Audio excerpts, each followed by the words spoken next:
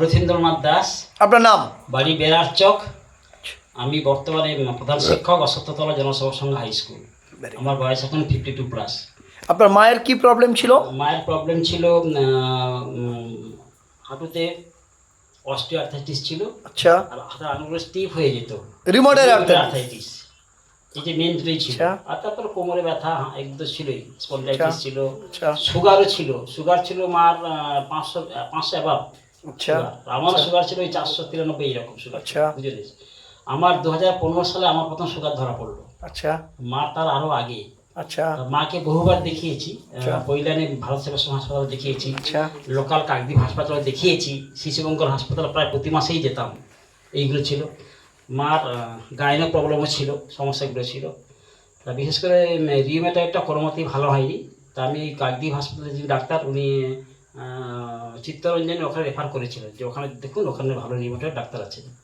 তা আমি দেখলাম যে শ্যামাশিস দাস বলে একজন আছেন, যিনি সম্ভবত ওই সিএমসিতে ছিলেন। ঠিক আছে।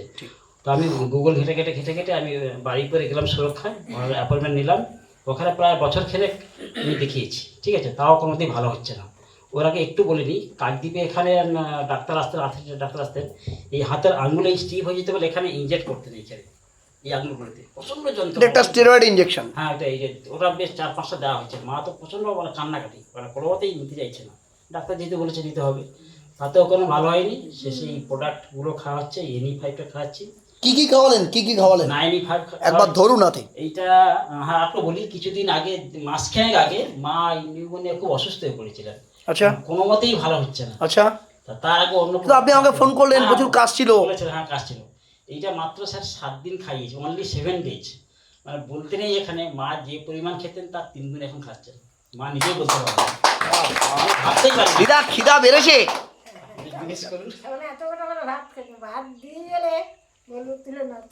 মা এখন তার 2 গুণ 3 গুণ 4 গুণ খাচ্ছে, আরো বেশি খাচ্ছে। আর হাতের ব্যথা কমেছে? হ্যাঁ, হাতে আর নেই। আঙুলগুলো এখন মুড়তে পারছেন? হ্যাঁ, পুরো মুড়তে পারছে। আর কোনো নেই। এর আগে তো উনি মুড়তে পারতেন না। না, মুড়তে পারতেন না। আর বলি স্যার, ওই যেটা ছিল ডায়াবেটিস ছিল। গত 1 মাস আগে টেস্ট করেছিলাম, মার হয়েছে 148, মানে খাবার পর 148। আচ্ছা। আর তার আগে হয়েছে খালি পেটে 100 পাশাপাশি এরকম।